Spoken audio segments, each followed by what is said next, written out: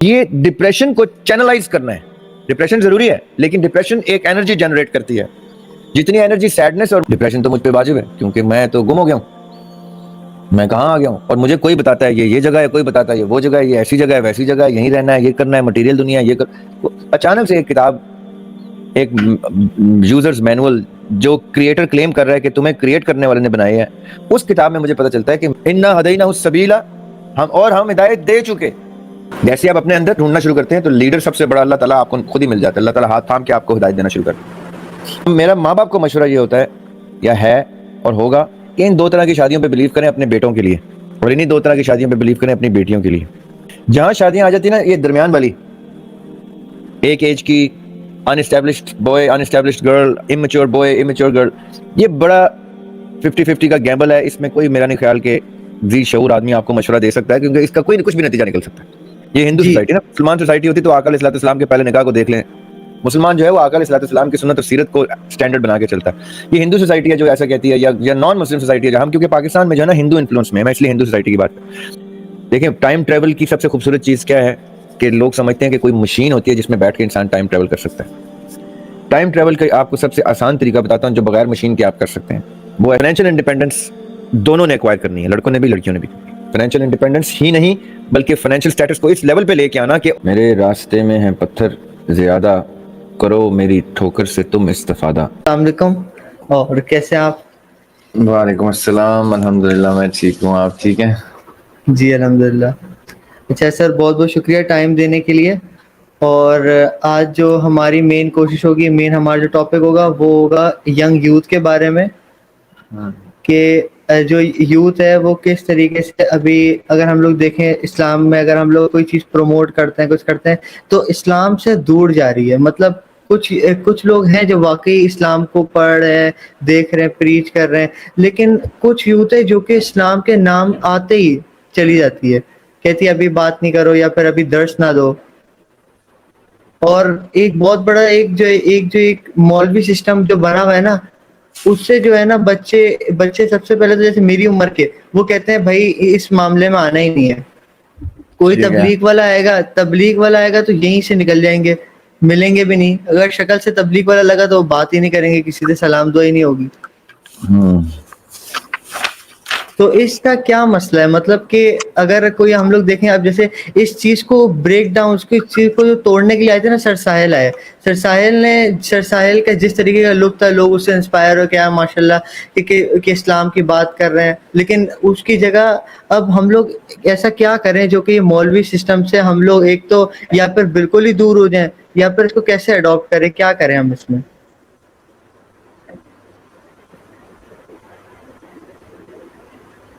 اچھا, اصل میں بات یہ ہے کہ 2 ایسپیکٹس ہیں آپ کے کوشچن کے نا. ایک تو یہ کہ جو لوگ تبلیغ کے لیے آتے ہیں, جو لوگ دعوت کے لیے آتے ہیں دین کی, آپ کے گھروں تک, آپ کے اسکولز کالجز تک, وہ ایک ایسپیکٹ ہے ان کی پرسنالٹی کا, ان کے امیج کا. اور ایک ایسپیکٹ اس سے پہلے کا ہے جو ہمارے مولوی کلچر کا ہے. یہ مولوی کلچر نے اسلام کو بیسکلی اتنا سخت پورٹرے کیا ہے, اتنا ڈراؤنا پورٹرے کیا ہے کہ لوگوں کے دل و دماغ میں جب دین کی گفتگو یا دین کی تبلیغ کا ذکر آتا ہے تو ایک خوف طاری ہو جاتا ہے کہ جیسے ہم جہنمی ہیں, ہمیں جہنم میں ڈالنے کے لیے اور ہمیں آگ میں جلنے کا بتانے کے لیے یہ لوگ آ گئے ہیں. اب ہمیں یہ ثابت کریں گے اگلے 15-20 منٹ میں کہ ہم دوزخ میں پکیں گے, جلیں گے, اور ہمارا اب کوئی سیویئر نہیں ہے. تو اسلام کا یا دین کا امیج مولویوں نے ایک انتہائی سکیری امیج اسٹیبلش کیا ہوا ہے. ان کے اپنے دل و دماغ پہ بھی اتنا ہی سکیری ہے کیونکہ ان کو کبھی سمجھ میں آیا نہیں دین اصل میں کہ تھا کیا, اور نہ ان کو سمجھنے کی یا کوشچن کرنے کی مدرسہ اجازت دیتا ہے. مدرسے کی ایک چھڑی ہوتی ہے جو ایسے کر کے پڑی ہوتی ہے ٹیبل پہ, اس کا اتنا خوف ہوتا ہے کہ بچہ جو ہے اس چھڑی کو دیکھ دیکھ کے ایسے ایسے کر کے وہ چیزیں بھی یاد کر لیتا ہے، 30 کے 30 پارے یاد کر لیتا ہے، جو وہی بچہ 5 کتابیں باریک باریک سی اپنے اسکول کی نہیں پڑھ سکتا تھا، نہ یاد کر سکتا تھا، جو اس کی اپنی زبان میں تھی، وہ چھڑی کا خوف جو ہے وہ اس کو 30 سپارے پڑھوا دیتا ہے جو اس کی اپنی زبان کے بھی نہیں، اور یاد بھی کروا دیتا ہے، زبانی، word to word, alphabet to alphabet, زیر زبر مد شد، سب کچھ وہ چھڑی جو ہے سب کچھ سکھا دیتی ہے۔ وہ اب چھڑی کے خوف میں حفظ کیا ہوا ایک بچہ، پہلا ایسپیکٹ ہی جو اس کو انکلکیٹ ہو رہا ہے اس کے سسٹم میں، وہ خوف انکلکیٹ ہو رہا ہے اس چھڑی کا، اس مولوی کا۔ اور جو ویڈیوز اب ماشاءاللہ سوشل میڈیا پہ چلتی ہیں کہ مدرسوں میں کس قسم کا سلوک ہوتا ہے ان کے ساتھ، ظلم و تشدد سے ہٹ کے اور کس سطح پہ سلوک جاتا ہے، تو وہ خوف کا ایلیمنٹ اس بچے کی پرورش کا حصہ بن جاتا ہے۔ اور اتنے کم عقل اور بغیر کیا کہتے ہیں اس کو، بے شعور ماں باپ ہوتے ہیں کہ وہ جب بچہ مدرسے میں جمع کراتے ہیں نا، جیسے کاغذ جمع کراتے ہیں، بل جمع کراتے ہیں، وہ جب بچہ جمع کراتے ہیں تو وہ کہتے ہیں کہ اب یہ ہمیں واپس نہیں چاہیے، یہ اگر مستی کرے، گھر جانے کی بات کرے تو 2 چھڑیاں اس کو ہماری طرف سے بھی مارنا، اور یہ ہم نے آپ کے حوالے کر دیا، اس کی بھلے آپ چمڑی ادھیڑ کے پھینک دیجئے گا، اس کو جانوروں کو بے شک کھانے کو ڈال دیجئے گا، اس کے ساتھ وہ سلوک کریں جو کسی دشمن کے ساتھ جنگ میں سلوک کیا جاتا ہے وہ کیجئے گا۔ تو بچے کو پتا ہوتا ہے کہ جو میرا کشن تھا، جو میرا ہوم تھا، جو میری سیفٹی تھی، جو میرے محبت کرنے والے لوگ تھے، انہوں نے تو سب سے پہلے دامن چھڑا لیا، اب میرے پاس یہاں سے 2 ہی رستے ہیں، یا میں نے خودکشی کر لینی ہے، مر جانا ہے، یا مجھے اگر زندگی تھوڑی بہت پیاری ہے تو میں نے اس چھڑی اور اس مولوی کے خوف سے جو یہ کہتا ہے کر جانا ہے۔ اب اس میں حفظ کرنا تو ایک چھوٹا سا عمل ہے، اور بھی بہت کچھ کہتا ہے وہ، اور بھی بہت کچھ بیچارے یہ کر جاتے ہیں، ٹھیک ہے۔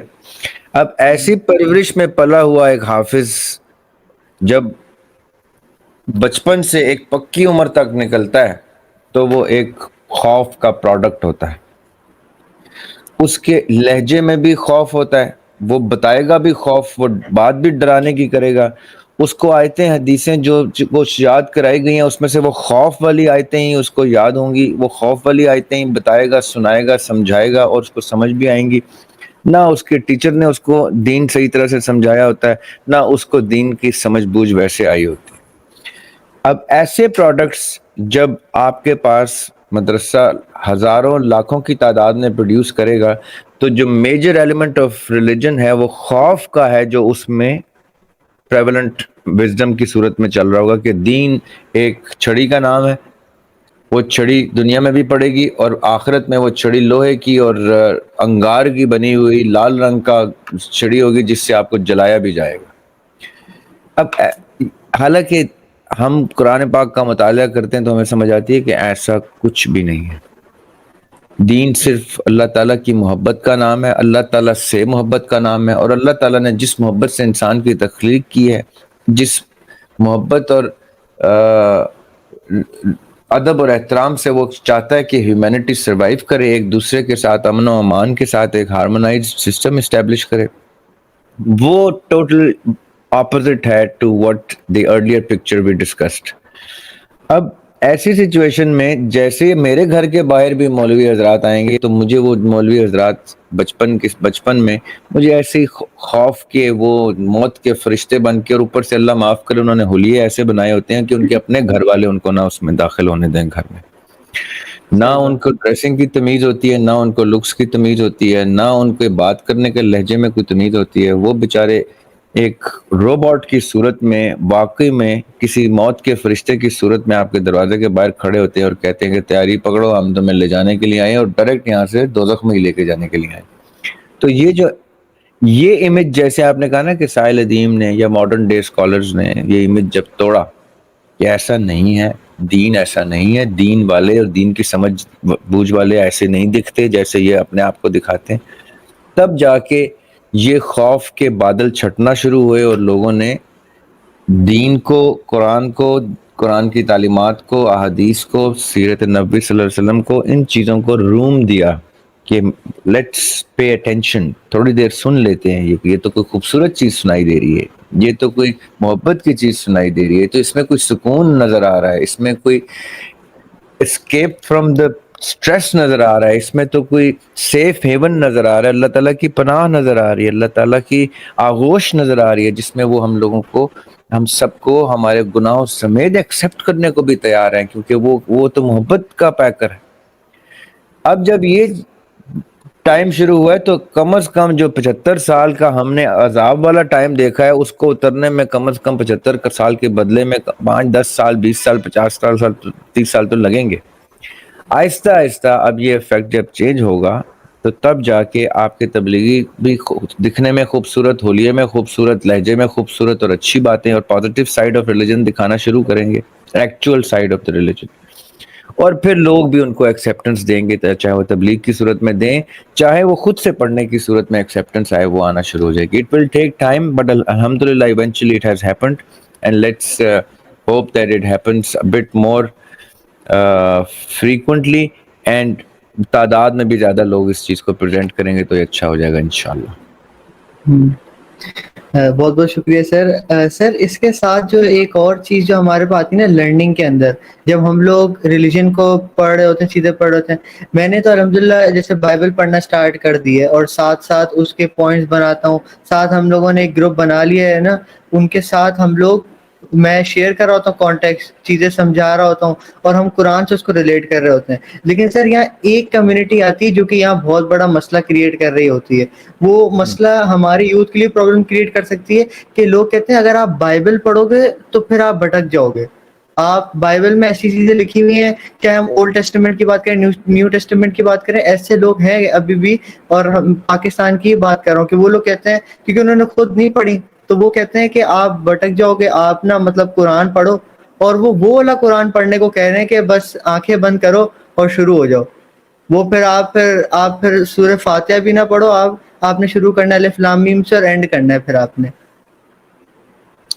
دیکھیں یہ ہمارے مسلمانوں میں بھی ملا حضرات میں سوری ٹو سے ایک طبقہ پایا جاتا ہے جو ڈائریکٹلی یہ کہتا ہے کہ قرآن ترجمے کے ساتھ پڑھنا منع ہے، قرآن پاک کو ترجمے کے ساتھ پڑھیں گے تو بھٹک جائیں گے۔ یہ باقاعدہ طور پہ پاکستان کے مدرسوں کا اصول ہے، وہ کہتے ہیں کہ اگر آپ نے قرآن ترجمے کے ساتھ پڑھنا ہے تو ہماری گائیڈنس میں پڑھنا ہے، ورنہ آپ بھٹک جائیں گے۔ تو بائبل ہے، یہ قرآن نہیں پڑھنے دیتے ترجمے کے ساتھ اپنی مرضی سے، اپنے فریڈم سے۔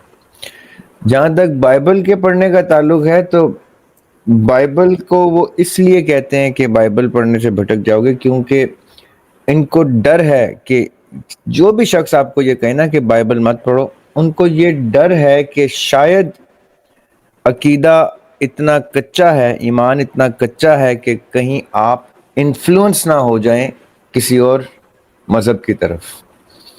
اگر میں نے اپنے بچے کو اتنی اچھی تربیت دی ہے دین کی کہ مجھے پتہ ہے کہ میرا بچہ کرسچینٹی پڑھے یا جوڈیزم پڑھے یا بدھزم پڑھے یا کچھ بھی پڑھے، مجھے پتہ ہے میرا بچہ مسلمان ہی رہے گا، اور ان کتابوں میں سے کچھ بہتر چیز نکالے گا، ان کی وہ چیزیں نہیں ایکوائر کرے گا جو چیزیں قرآن سے کلیش ہوتی ہیں یا اسلام سے کلیش ہوتی ہیں، بلکہ وہ چیزیں ایکوائر کرے گا جو قرآن سے کوئنسائڈ ہوتی ہیں، اور ان چیزوں کو آئیڈینٹیفائی کرے گا جو قرآن سے کانٹرڈکٹ ہوتی ہیں، اور اپنے کسی پیپر پہ اس کو لکھ کے دیکھے گا کہ یہ کمپیریزن میں نے دیکھا ہے کہ فلاں چیزیں قرآن میں اور بائبل میں تو مشترک ہیں، اور فلاں چیزوں میں تھوڑا سا اختلاف آ رہا ہے۔ جب تک آپ کے بچوں کا عقیدہ آپ نے پکا نہیں کیا تب تک آپ کو خوف رہے گا کہ ان کو کوئی بھی دنیا کی کتاب جو ہے گمراہ کر سکتی ہے۔ جب آپ کو پتہ ہے آپ نے اپنے بچوں کا عقیدہ اتنا پکا کیا ہوا ہے کہ دنیا کی کوئی طاقت ان کے عقیدے کو شیک نہیں کر سکتی، تو وہ باقاعدہ انکریج کریں گے آپ کو کہ آپ بائبل بھی پڑھیں، آپ گیتا بھی پڑھیں، آپ گرنتھ بھی پڑھیں، یہ سب کچھ پڑھیں۔ کیوں؟ کیونکہ یہ ہر ریلیجن کی سب سے معتبر کتابیں ہیں، تو وہ ہر ریلیجن کی فائنسٹ فنڈامنٹلس کو آپ جب پڑھیں گے تو آپ کو ان ریلیجنس کی رسپیکٹ بھی اسٹیبلش ہوگی، اور آپ جب ایسے ریلیجن کے لوگوں سے انٹریکٹ کریں گے تو آپ ان کے کتاب کے حوالے دے کے ان سے ڈسکشن کریں گے جب بھی کریں گے۔ اور مومن کی تو پہچان ہی یہ ہوتی ہے کہ مومن اپنے قرآن پاک سے نہیں گفتگو کرتا کسی نان مسلم کے ساتھ، مومن اس کی کتاب سے اس کے ساتھ گفتگو کرتا ہے۔ That is the positive aspect of a moment, that moment respects the other person's books to such a level that he invests time in reading those books and establishing an opinion about those books with decent amount of respect کہ بھئی ہم نے آپ کی کتابیں پڑھی ہیں، وہ انتہائی خوبصورت کتابیں۔ مسئلہ کہاں آتا ہے؟ ہمارے اور آپ کی کتابوں میں فلاں چیزیں بالکل کامن ہے جہاں پہ ہم لوگ ایک دوسرے سے ریلیٹ کر سکتے ہیں، فلاں چیزوں میں ہمارا تھوڑا سا اختلاف آ رہا ہے، اگر آپ کے مناسب سمجھتے ہیں تو ہم ڈسکس کر سکتے ہیں اس کو۔ تو جس شخص کا عقیدہ مضبوط ہے وہ کبھی بھی دوسری کتاب کی طرف جانے سے نہ خود روکے گا نہ کسی کو روکے گا، جس کا عقیدہ ہی کچا ہے وہ خود بھی نہیں جائے گا اس کتاب کی طرف اور آپ کو بھی نہیں جانا گا۔ یہ مسئلہ حل کرنے والی بات ہے، یہ ہمارے گھروں میں عقیدے کی پختگی کے اوپر کام کرنے کی ضرورت ہے، تاکہ ان کو یہ ڈر نہ ہو کہ ان کا بچہ کوئی اور کتاب پڑھے گا تو وہ اپنی کتاب سے انحراف کر لے گا۔ یہ اتنی کامن سی سائیکالوجی ہے۔ سر اس کے ساتھ ساتھ ہم لوگ اگر بات کریں کہ ابھی ینگ یوتھ میں جو ایک مین مسئلہ جو چل رہا ہے وہ یہ ہے کہ جلد ہی ڈپریشن ہو جاتا ہے، میں اس زندگی میں کچھ نہیں رکھا، مطلب پرپس آف لائف وہ لوگ جان نہیں پا رہے، پرپس آف لائف نہیں پتا کہ کیا ہے، تو اس کی وجہ سے کہ بھائی ہم آئے کیوں اس دنیا میں، ہمیں آنا ہی نہیں چاہیے تھا۔ اور اس کے بعد پھر یہ سوال بڑھ کے چلے جاتا ہے ایگزسٹنس آف گاڈ کے اوپر۔ نہیں، یہ بات تو صحیح ہے۔ دیکھیں، اگر تو کسی بھی شخص کو اپنا پرپز آف ایگزسٹنس، اپنا purpose of the inception of his birth before this planet, یہاں سے پہلے کی جو زندگی اور یہاں سے جو بعد کی زندگی ہے، یہ اصلی زندگی ہے۔ یہ تو بیچ میں ہم نے ایک ٹرانزٹ کا پورشن ہے جو گزارا ہے، جو ہم یہاں سے گزر کے واپس جا رہے ہیں کہیں پہ۔ ہماری جو ابتدا ہے اس کا بھی وہ بھی ایک ہیوج ٹائم فریم ہے جہاں پہ بہت کچھ معاملات ہوئے ہیں، اس کے بعد ہم یہاں پہ بہت ادنا سی ایک لائف گزار کے، ٹرانزٹ کا پیریڈ گزار کے واپس ایک ایٹرنل لائف کی طرف جا رہے ہیں۔ جس شخص کو ان دونوں ایکچولیٹیز کا نہیں پتا، جو اس ورچوئل ورلڈ سے پہلے اور اس کے بعد ایکچولی ایگزسٹ کریں گی، یہ تو ایک ورچوئل ایگزسٹنس ہے، اس ایگزسٹنس کا تو مقصد ہی صرف اور صرف آگے کی زندگی کو سیاہ یا سفید کرنا ہے۔ آپ کی چوائس کے اوپر، آپ کے اختیار کے اوپر ہے کہ آپ اس ٹرانزٹ میں۔ اب میں آپ کو مثال دیتا ہوں کہ میں نے اگر اسلام آباد سے کراچی جانا ہے اور میں راستے میں کہیں فیصل آباد میں ٹھہر جاتا ہوں اور کہتا ہوں کہ یہاں کچھ دیر میں نے قیام کرنا ہے اور پھر کراچی جانا ہے، تو اس کا مطلب یہ ہے کہ میں نے اپنی منزل کا تعین کر لیا کہ مجھے کراچی جانا ہے۔ اب اسلام آباد میں جو کچھ رخت سفر میں نے باندھا ہے وہ رخت سفر لے کے میں فیصل آباد کے میدان میں اتر گیا ہوں، تو اب میں نے اس دوران فیصل آباد میں جتنا وقت گزارا ہے اس وقت کا نتیجہ مجھے ملے گا کراچی میں جا کے، جہاں پہ مجھے ٹھہرنا ہے اور رہنا ہے۔ اب فیصل آباد کے میرے ٹرانزٹ کے دوران آپ میری اسلام آباد کی میموری ریز کر دیں تو مجھے ڈپریشن تو ہونا چاہیے، ڈپریشن تو مجھ پہ واجب ہے، کیونکہ میں تو گم ہو گیا ہوں، میں کہاں آ گیا ہوں، اور مجھے کوئی بتاتا ہے یہ جگہ ہے، کوئی بتاتا ہے یہ وہ جگہ ہے، یہ ایسی جگہ ہے، ویسی جگہ ہے، یہیں رہنا ہے، یہ کرنا ہے، مٹیریل دنیا ہے، اچانک سے ایک کتاب، ایک یوزرز مینول جو کریٹر کلیم کر رہا ہے کہ تمہیں کریٹ کرنے والے نے بنائے ہے، اس کتاب میں مجھے پتہ چلتا ہے کہ میری تو کوئی ابتدا تھی، یہ تو میرا قیام ہے، یہاں سے آگے میری ایک انتہا ہے۔ تو ڈپریشن تو واجب ہو جائے گا، کیونکہ پھر میں یہ پوچھوں گا کہ اچھا میں یہاں پہ کیوں آیا ہوں، یہاں پہ میرے آنے کا مقصد کیا ہے، یہاں میں ٹھہرا کیوں، اور یہاں پہ اتنی دنیا کیوں ٹھہر رہی ہے، یہاں پہ وہ گھر بنائے جا رہی ہے، اپنی دنیا بنائی جا رہی ہے، اپنی زندگیاں بنائی جا رہی ہے، اپنی اولاد کریٹ کر رہی ہے، اور آگے سے اس کو ٹریٹ کر رہی ہے، وہ آگے سے اپنی اولاد کریٹ کر رہی ہے۔ تو یہ کیسا قیام ہے کہ جو ایک زندگی لگ رہی ہے جس میں اتنا لمبا قیام کس لیے ہو رہا ہے؟ اس کا مطلب ہے کہ کوئی ڈیسنٹ اماؤنٹ آف ٹائم مجھے اگر یہاں دیا جا رہا ہے تو the purpose has to be so big that the stay itself seems like a lifetime۔ اگر میں موٹر وے پہ جا رہا ہوں اسلام آباد سے لاہور کے لیے اور میں کسی ریسٹ ایریا میں ٹھہرتا ہوں تو میں نے زیادہ سے زیادہ کیا کرنا ہے, گاڑی میں فیول ڈال لینا ہے, گاڑی کا پانی چینج کر لینا ہے, بہت ہوا مجھے بھوک لگی ہے کھانا کھا لوں گا, چائے پی لوں گا, کیونکہ وہ زیادہ میرا آدھے پونے گھنٹے سے اوپر کا میرا قیام نہیں ہو سکتا, کیونکہ ورنہ میرا سفر بہت طویل ہو جائے گا.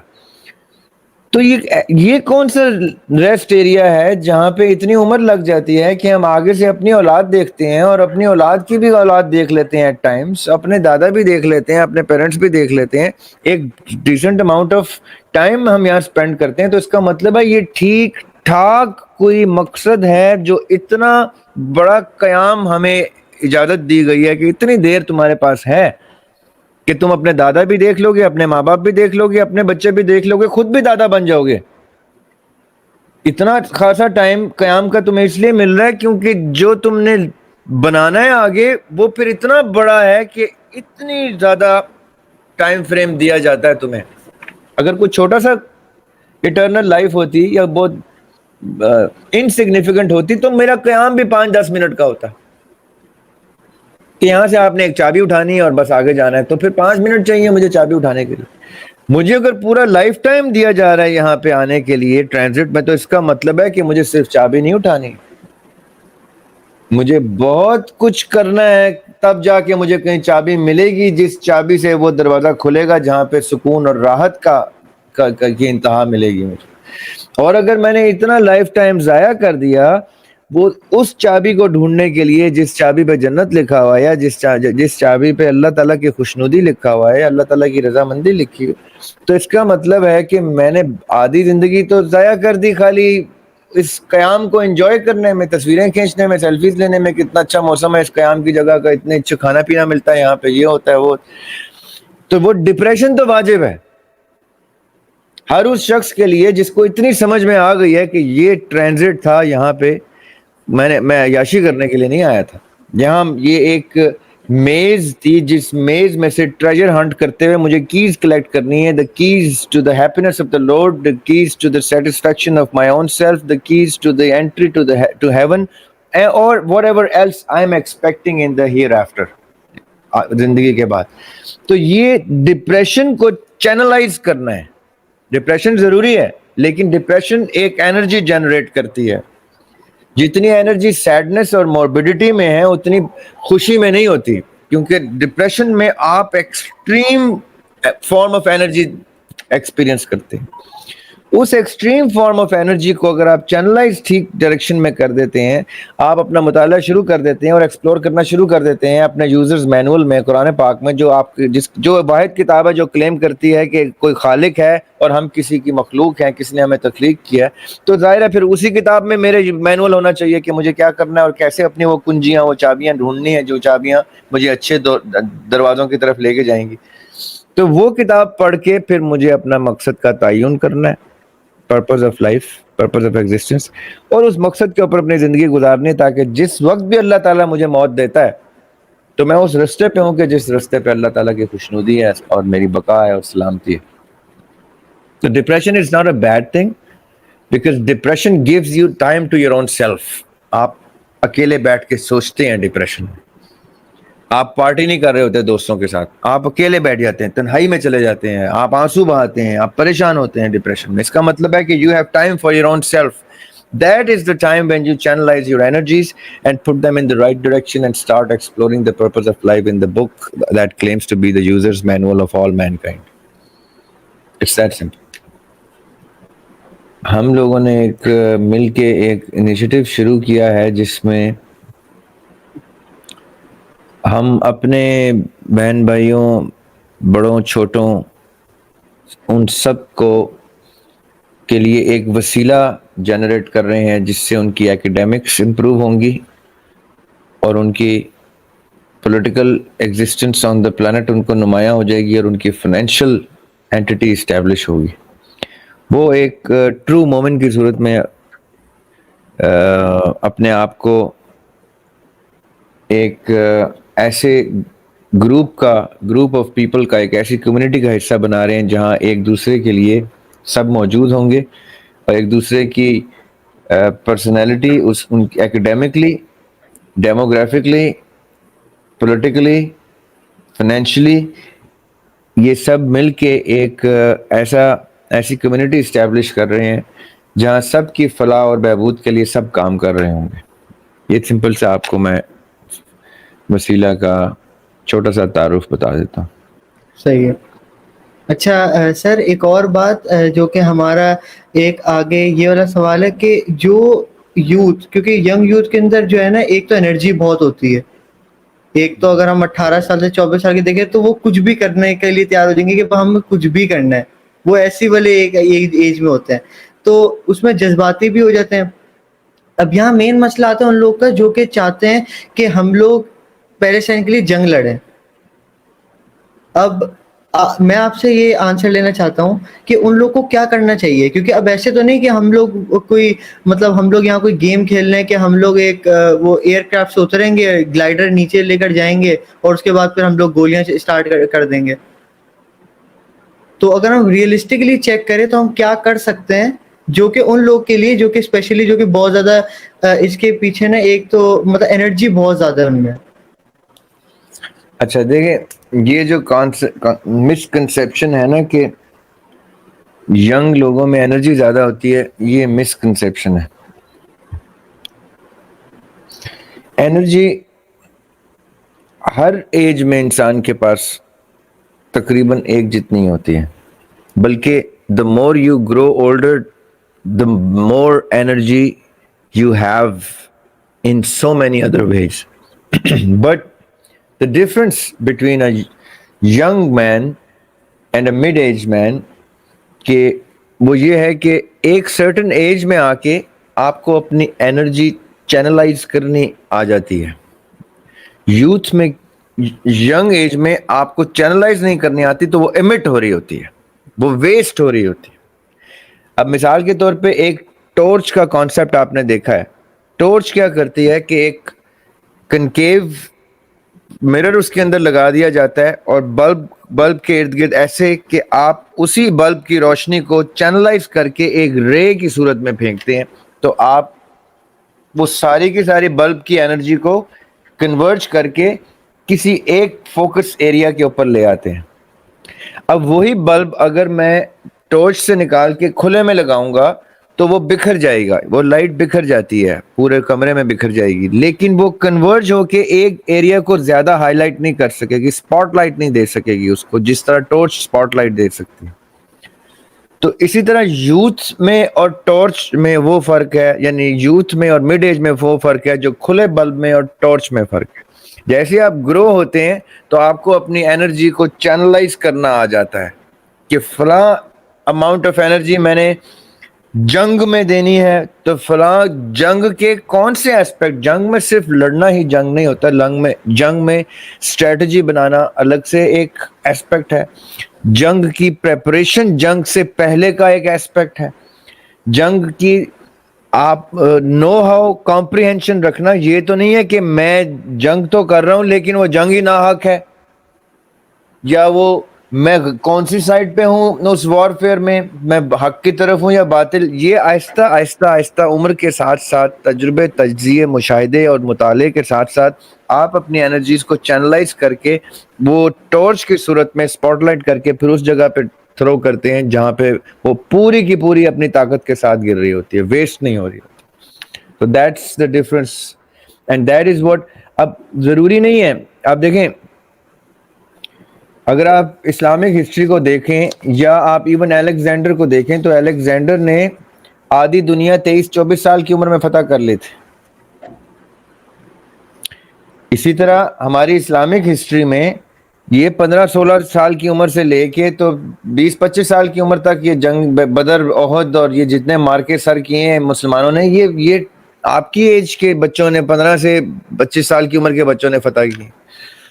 کیوں؟ کیونکہ وہ جو ٹارچ والی گائیڈنس تھی وہ آقا علیہ الصلوۃ والسلام سے ان کو میسر تھی، انہوں نے اس ساری یوتھ کی انرجی کو چینلائز کر کے کنورج کر کے ایک جگہ ڈائریکٹ کیا ہوا تھا۔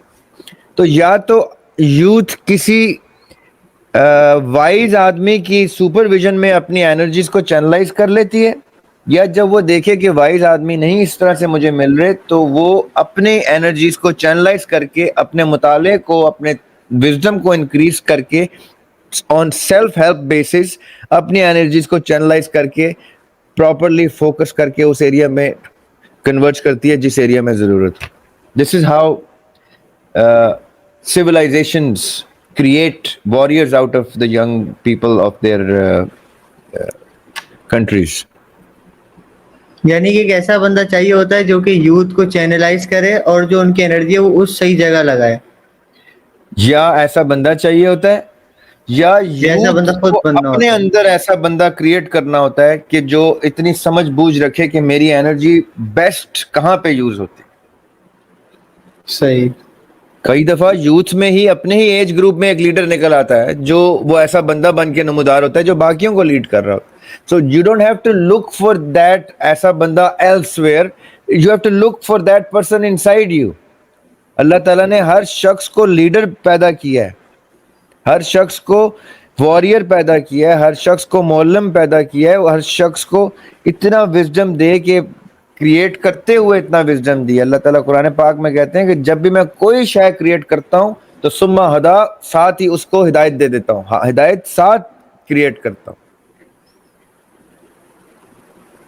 انا ہدینہ السبیل, ہم ہدایت دے چکے. یعنی قرآن نے بار بار یہ کہا ہے کہ گاڈ, اللہ تعالیٰ کی سنت میں یہ ہے, اللہ تعالیٰ کا طریقت ہی یہ ہے کہ وہ جب بھی کچھ چیز کریٹ کرتے ہیں ہدایت اس کے اندر انکلکیٹ کر کے کرتے ہیں. اب اس نے ہدایت نکالی اپنے اندر سے, اپنے ایکسپلور کی یا نہیں کی, یہ اس کے اوپر ہے. So you don't have to look for a mentor or a teacher or a leader. No, you yourself are a mentor, you yourself are a teacher and a leader if you look within yourself. یہ نہ ہو کہ کہیں آپ dependencies establish کر لیں کہ ہمیں جب تک کوئی لیڈر نہیں ملے گا ہم کچھ. نو, آپ کا لیڈر آپ کے اندر موجود ہے. جیسے آپ اپنے اندر ڈھونڈنا شروع کرتے ہیں تو لیڈر سب سے بڑا اللہ تعالیٰ آپ کو خود ہی مل جاتا ہے. اللہ تعالیٰ ہاتھ تھام کے آپ کو ہدایت دینا شروع کرتا ہے. صحیح بات ہے. اور سر یوتھ کی ایک اور جو سب سے زیادہ ایک جو دعا ہے وہ ہوتی ہے شادی, کہ دعائیں مانگتے ہیں. اور اسپیشلی جب آپ مطلب اس ایج کے ہو جاتے ہو 23-24 کے, تو یہاں ایک جو مین پرابلم آتی ہے نا وہ یہ ہوتی ہے کہ اس سے پہلے یوتھ جو سب سے زیادہ یوز کرتی ہے, جیسے اللہ تعالیٰ نے قرآن میں کہا ہے کہ میں تم کو خود اسٹیبلش کروں گا. جب ایک شادی کی بات آتی ہے تو کیا اس بات پہ رہنا کہ اللہ تعالیٰ اسٹیبلش کریں گے, تو بے شک, کیونکہ دیکھیں شادی سے پہلے شادی کے بعد اب آپ کا یہ ایمان ہوتا ہے کہ جو کرتا ہے وہ اللہ تعالیٰ ہی کرتے ہیں. لیکن بالکل ہی اسی چیز پہ ڈپینڈ ہو جانا اور خود محنت نہ کرنا, یعنی کہ کیونکہ ایک تو یہ ہوتا ہے نا کہ بندے کو فائنینشلی انڈیپینڈنٹ ہونا چاہیے, فزیکلی اسٹرانگ ہونا چاہیے. یہ ایک ریکوائرمنٹس ہوتی ہیں کچھ جو کہ بندے کے اندر ہونی چاہیے. فائنینشلی انڈیپینڈنٹ نہ بھی ہو, کیونکہ کچھ بندے ہوتے ہیں جو کہتے ہیں ہم ہونا چاہتے ہیں, کچھ کہتے ہیں ہم شادی کے بعد ہونا چاہتے ہیں. لیکن ایک رسپانسبلٹی, ایک میچیورٹی جو ہوتی ہے وہ کچھ لوگ کے اندر نہیں ہوتی, جو کہ آگے جا کے مسئلے کریٹ ہوتے ہیں, جو کہ آگے جا کے پرابلم کریٹ ہوتی ہے ینگ یوتھ کے اندر. تو اس پہ آپ کا کیا پرسپیکٹیو ہے کہ جو بات ہے کہ اللہ تعالیٰ اسٹیبلش کریں گے, اس کے اوپر ہم لوگ کس طریقے سے ڈیپینڈ ہو, کیونکہ اس پہ تو پوری لائف ہماری ڈیپینڈنٹ ہوتی ہے, ہم مانتے ہیں ہر ایک چیز, لیکن صرف اس پہ ہی ڈیپینڈ رہنا کہ بس یہی ہوگا, یا پھر خود بھی ایک اپنے آپ کو اسٹرانگ کرنا, خود بھی کوشش کرنا اس چیز کی. دیکھیں جہاں تک شادی کا تعلق ہے نا, تو میرا ذاتی ماننا تو یہ ہے کہ 2 طرح کی شادیاں ہوتی ہیں. ایک شادی وہ ہوتی ہے کہ جب آپ کو ریئلائز ہو جائے کہ مجھے کسی کی ضرورت ہے. Now I need a life partner, and that life partner should be older and maturer than me so that she can be the better half and help me while I achieve my ambitions. یہ ہے ایک type کی شادی جس میں ایک مرد اپنے سے بڑی عمر کی, اچھی خاصی بڑی عمر کی خاتون سے اس لیے شادی کر رہا ہے کہ اس کی میچورٹی اور اس کی سپورٹ اس کو چاہیے تاکہ وہ اپنے ایمبیشنز کو اچیو کر سکے. یعنی اس کو ایک ضرورت آئیڈینٹیفائی ہوئی اپنی. اور ایک ہوتی ہے شادی جس میں وہ یہ سوچتا ہے مرد کہ اب میں کسی کو سپورٹ کرنے کی پوزیشن میں آ گیا ہوں. تب وہ اپنے سے چھوٹی عمر کی کسی اچھے گھر کی، ایسے گھر کی جس گھر میں اس کو پتا ہے کہ ضرورت ایسی ہے کہ ان کی بیٹی اب میری پناہ میں آ جائے اور میں اس کو اپنا لائف پارٹنر بنا کے اس کو لے کے چلوں ایسے کہ وہ پنپنا شروع کرے میرے سائے میں. یہ دو طرح کی شادیاں ہیں جن کی میں حق میں ہوں. یعنی یا تو آقا علیہ الصلوۃ والسلام کی طرح کوئی 25 سال کی عمر میں کسی 40 سالہ اسٹیبلش خاتون سے شادی کرے، جیسے حضرت خدیجہ تو کبریٰ سلام اللہ علیہ ان کے ساتھ آقا علیہ الصلوۃ والسلام کا نکاح ہوا تھا پہلا. یا پھر آقا علیہ الصلوۃ والسلام کی طرح جیسے انہوں نے حضرت عائشہ رضی اللہ عنہ سے شادی کی اس طرح سے شادی کرے. یہ دو ایکسٹریم سائیڈز ہیں جن کے میں حق میں ہوں. تو میرا ماں باپ کو مشورہ یہ ہوتا ہے یا ہے اور ہوگا کہ ان دو طرح کی شادیوں پہ بلیو کریں اپنے بیٹوں کے لیے، اور انہی دو طرح کی شادیوں پہ بلیو کریں اپنی بیٹیوں کے لیے. جہاں شادیاں آ جاتی ہیں نا یہ درمیان والی، ایک ایج کی، ان اسٹیبلشڈ بوائے ان اسٹیبلشڈ گرل، اممیچور بوائے اممیچور گرل، یہ بڑا 50-50 کا گیمبل ہے. اس میں کوئی میرا نہیں خیال کہ ذی شعور آدمی آپ کو مشورہ دے سکتا ہے، کیونکہ اس کا کوئی کچھ بھی نتیجہ نکل سکتا ہے.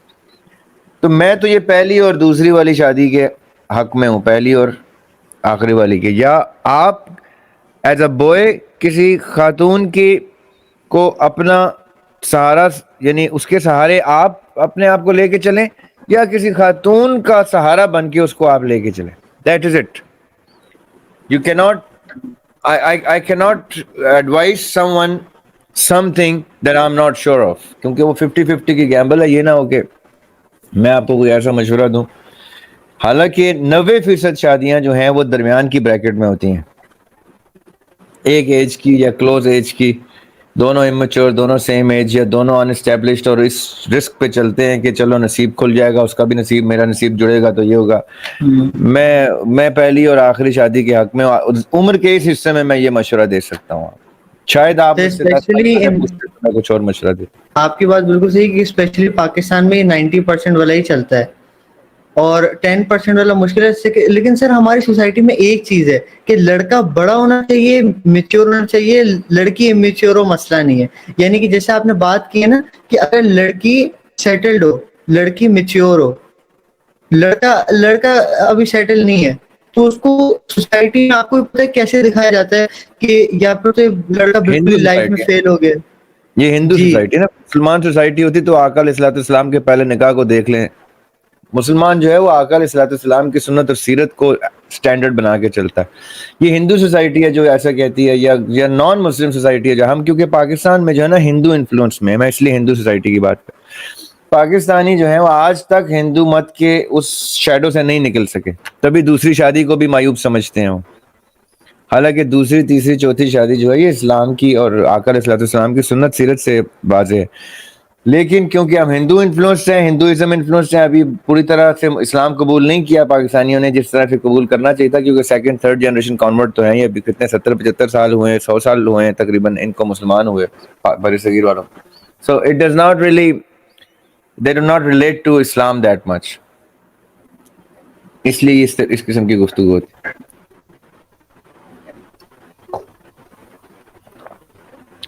سر آپ کا فائنینشلی انڈیپینڈنٹ ہونے پہ کیا پرسپیکٹو ہے کہ فائنینشلی انڈیپینڈنٹ، کیونکہ ابھی سب سے زیادہ پرابلم تو یہی بنی ہوئی ہے کہ لوگ جو بچے ہیں وہ کوشش کر رہے ہیں، کبھی کسی کورس پہ گئے ہوئے ہوتے ہیں، کبھی کسی کورس پہ گئے ہوئے ہوتے ہیں، کبھی اسکیم ہو رہے ہوتے ہیں آن لائن. پاکستان میں ایسے اسکیمز آ گئے ہیں کہ آپ 30,000 کا کورس کر سکتے ہو، 10,000 کا شاپیفائی کا کورس کر سکتے ہو. آپ یہ کورس کر لو گے تو یہ آپ کی لائف چینج کر دے گا. لوگ آتے ہیں، اپنی گاڑیاں دکھاتے ہیں، کورس دلا کے چلے جاتے ہیں. نہیں دیکھیں، فائنینشیل انڈیپینڈنس تو ہر مرد اور عورت پہ واجب ہے میرے کاغذوں میں، مرد پہ بھی عورت پہ بھی. اب یہ کہنا آسان ہے، اس کی امپلیمنٹیشن میں بہت سے مسائل ہیں. پاکستان ایک ایسی سوسائٹی ہے، پاکستان کلیکٹیولی ایک ایسی سوسائٹی ہے جو عورتوں کے لیے اتنی کنڈیوسیو نہیں ہے کہ وہ تعلیم بھی حاصل کر سکیں اپنے فریڈم کے ساتھ، اور اپنے کاروباری یا کارپوریٹ لائف کو اسٹیبلش کر سکیں، اپنے سوشل سٹیٹس کو اسٹیبلش کر سکیں. ان کو اتنا کنڈیوسیو انوائرمنٹ نہیں ملتا پاکستان میں کہ وہ ان کو اتنا فریڈم ملے کہ وہ اتنے آرام سے کر سکیں. پہلے تو گھروں میں اتنا فریڈم نہیں ہوتا کہ ماں باپ کہتے ہیں بس جلدی سے ان کی شادی کرو، ان کو رخصت کرو، تاکہ وہ یہ تصور ہی نہ لے کے آئیں کہ انہوں نے نوکریاں کرنی ہیں، کام کرنے، کاروبار کرنا.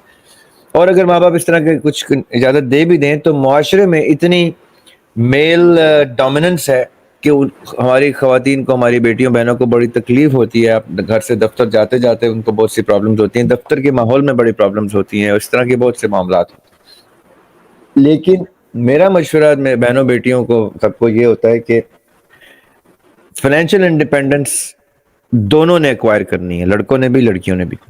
فائنینشیل انڈیپینڈنس ہی نہیں بلکہ فائنینشیل سٹیٹس کو اس لیول پہ لے کے آنا کہ اور لوگوں کو بھی آپ فائنینشیل انڈیپینڈنٹ کرنے کے قابل بنائیں.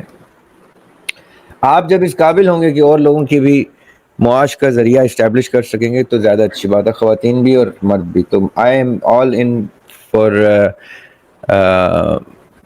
advancing into your financial and establishing your financial status in the society. اب وہ حلال کے ذریعے ہونے چاہیے، تمام ذرائع حلال کے ہونے چاہیے، حق حلال کی کمائی ہونی چاہیے. باقی آپ ہر طرح کی کوششیں کریں، اٹیمپٹس کریں، ایک کے بعد دوسری اٹیمپٹ کریں، تجربات گین کریں، نوکریاں کریں. نوکریاں بہت کچھ سکھاتی ہیں آپ کو.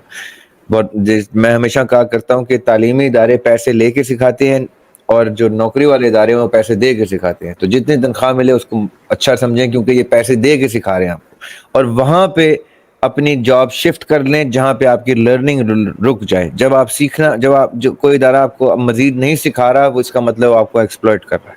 تو shift your career when learning stops اور within the company try to move from one position to the other where you have learning, continuous learning. اور پھر ایک وقت آتا ہے کہ آپ مختلف جابز کرنے کے بعد بھی یہ فیل کرتے ہیں کہ اب میری لرننگ رک گئی ہے، تو اب میں نے ٹیچنگ شروع کرنی ہے، اب میں اپنا ادارہ اسٹیبلش کروں گا جہاں پہ لوگوں کو نوکریاں مہیا کروں گا تاکہ اب وہ سیکھنا شروع کریں. This is why jobs, I believe, are important because they teach you a lot and then they create an entrepreneur out of you. Then you start creating jobs for others and help them create entrepreneurs out of themselves. تو یہ cycle چلتی رہنی چاہیے، اور یہ دونوں طرف، لڑکیوں کی طرف بھی اور لڑکوں کی طرف بھی، دونوں کو. جس طرح علم حاصل کرنا فرض ہے، اسی طرح آئی بلیو کہ فائنینشیل انڈیپینڈنس لینا بھی اتنا ہی فرض ہونا چاہیے جتنا علم حاصل کرنا فرض. اچھا سر، آپ اس کو اگر ہم لوگ ایسے ختم کریں، آپ نے ایک شعر سنانا ہے آپ نے، ٹھیک ہے، ینگ یوتھ کو، کیونکہ آپ کی شعر و شاعری تو الگ ہی ہے، ہمارے گروپ میں بھی چلی رہی ہوتی ہے.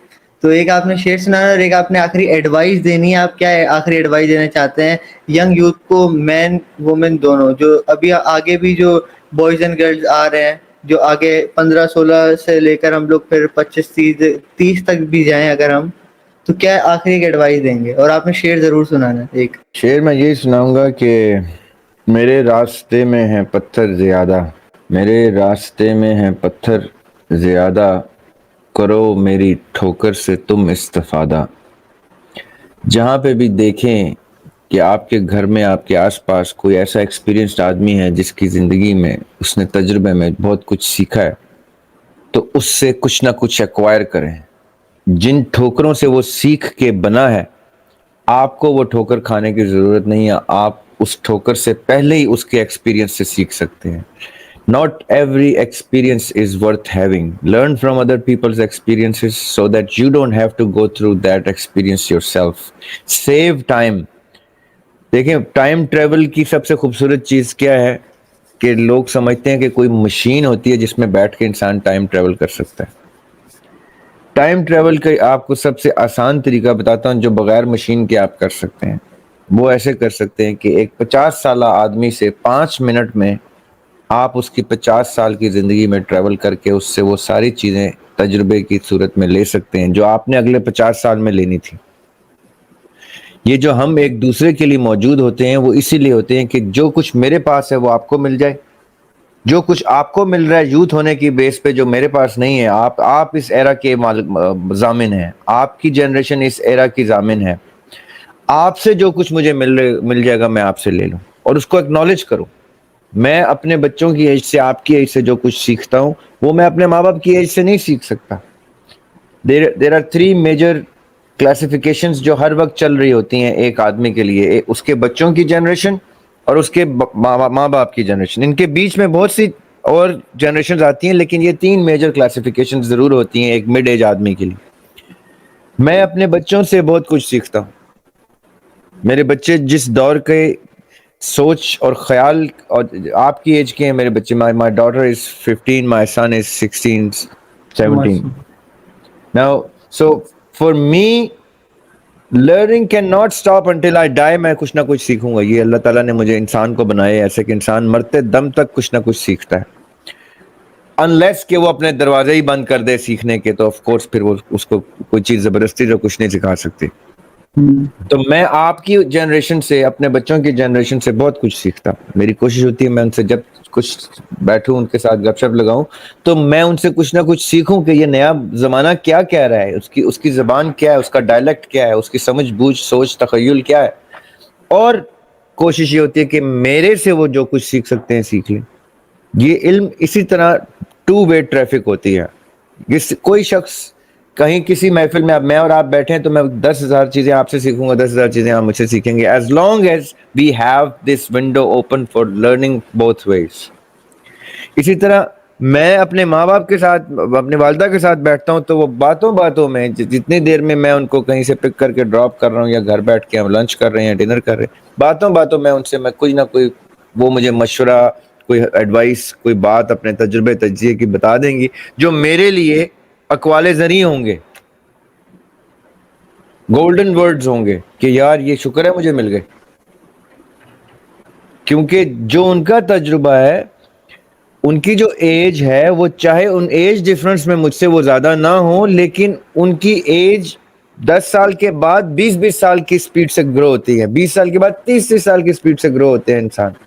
یعنی ایک 15 سال کا بچہ اور ایک 25 سال کی عمر میں دکھنے میں, سننے میں 10 سال کا فرق ہے, لیکن اصل میں ایسا نہیں ہے. 15 سے 20 میں جو 5 سال ہوتے ہیں, آپ اس میں 10 سال سے بھی زیادہ لرن کر سکتے ہیں.